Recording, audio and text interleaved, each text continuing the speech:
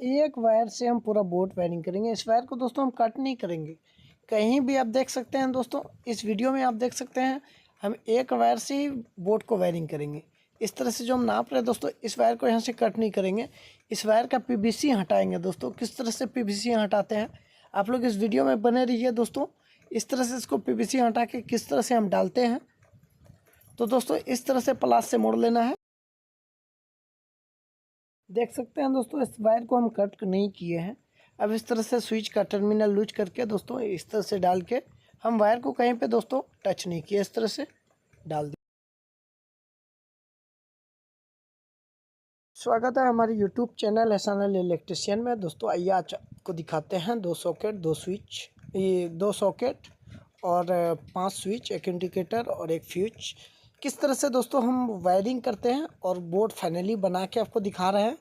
तो दोस्तों हम वीडियो थोड़ा फास्ट किए हुए हैं, तो आप लोग दोस्तों वीडियो में बने रहिए। बहुत ही आसान तरीके से आपको हम बता रहे हैं कि स्विच बोर्ड का वायरिंग किस तरह से करना चाहिए और किस तरह से कनेक्शन सही होता है। तो चलिए दोस्तों हम बढ़ते हैं वीडियो की ओर। तो दोस्तों इस तरह से आपको अकॉर्डिंग के हिसाब से आपको लगा लेना है। इस तरह से हम थोड़ा वीडियो फास्ट किए हैं, आप लोग बोरिंग नहीं हो वीडियो में। इस तरह से दोस्तों सारा को पहले लगा देना है बारी बारी करके। फ्यूज भी लगा दिया, सारा को लगा के दोस्तों अब इसका वॉल्टू को पूरा टाइट कर देना है दोस्तों। सीधा करके वॉल्टू टाइट करना है, टेढ़ा नहीं हो, नहीं तो आपका बोर्ड बहुत अल्टर लगेगा।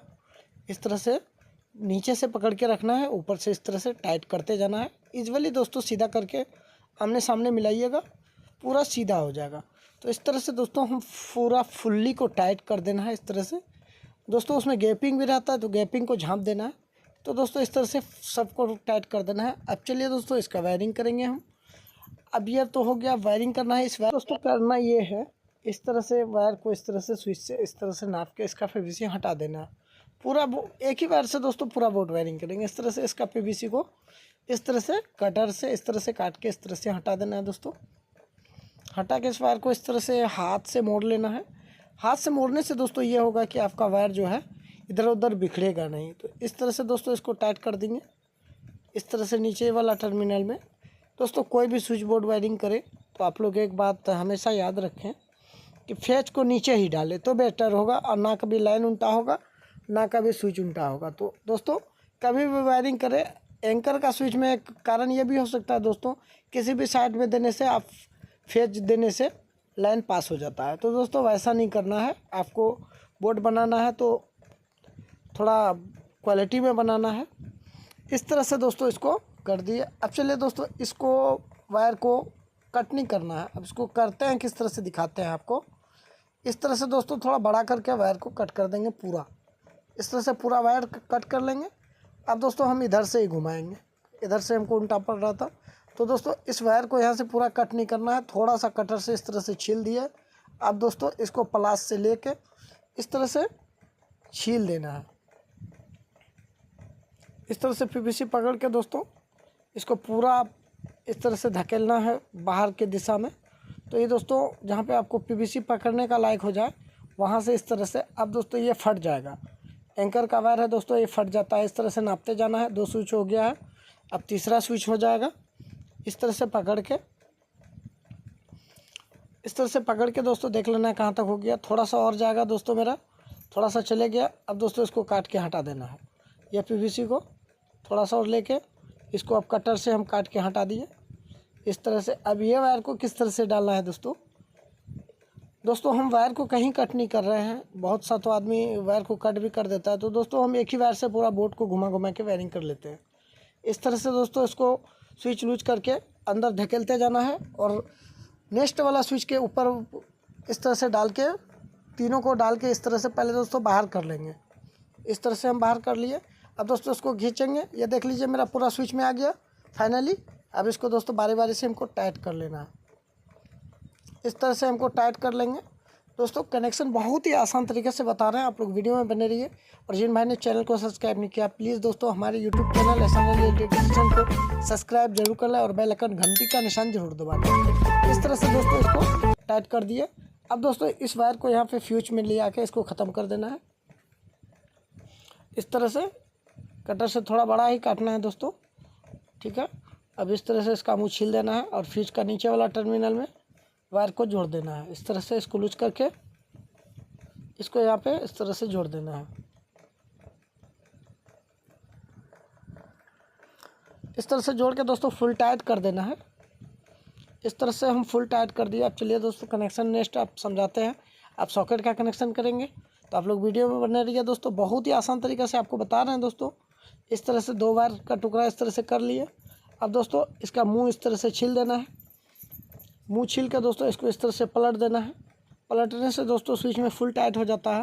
अगर पतला दीजिएगा तो फुल टाइट नहीं होता है, तो आप लोग ज़रूर ध्यान रखें। इस तरह से इसको डाल दिया। अब ये मुंह को भी इस तरह से छील लेना है। छील के इस तरह से पलट देना है और सॉकेट का जो है दोस्तों एल वाला टर्मिनल इस तरह से एल वाला टर्मिनल में जोड़ देना है। उसके बाद दोस्तों आप दिखाएंगे दूसरा सॉकेट का कनेक्शन किस तरह से होता है। एक ही बोर्ड में सारा कुछ है दोस्तों, आप लोग वीडियो में बने रहिए। इस वायर का भी मुंह इस तरह से छील देना है। इस तरह से छील के दोस्तों ये स्विच का ऊपर वाला टर्मिनल में इस तरह से जोड़ देना है।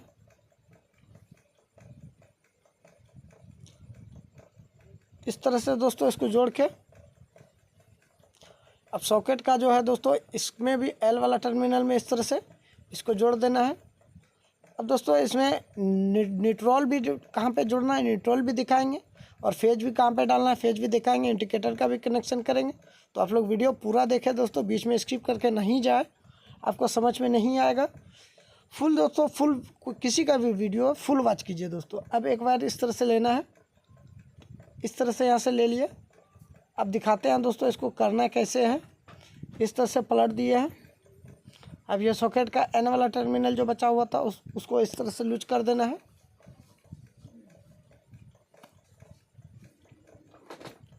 इस तरह से लूज करके दोस्तों अब दोस्तों ये सॉकेट का जो ये टर्मिनल है यहाँ पे दोस्तों इस तरह से तार अगर बड़ा हो जाएगा तो दोस्तों हम कट भी कर सकते हैं।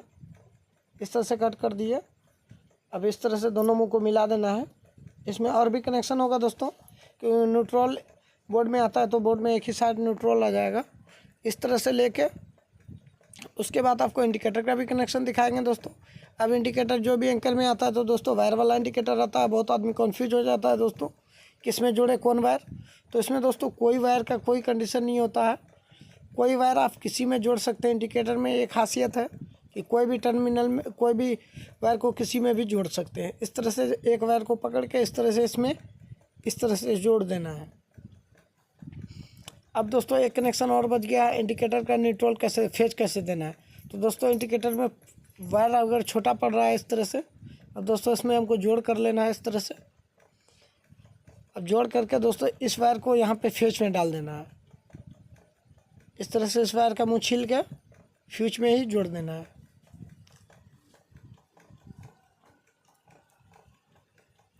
इस तरह से दोस्तों इसको फ्यूज में जोड़ देना है। तो दोस्तों फाइनली मेरा बोर्ड अब बन गया है।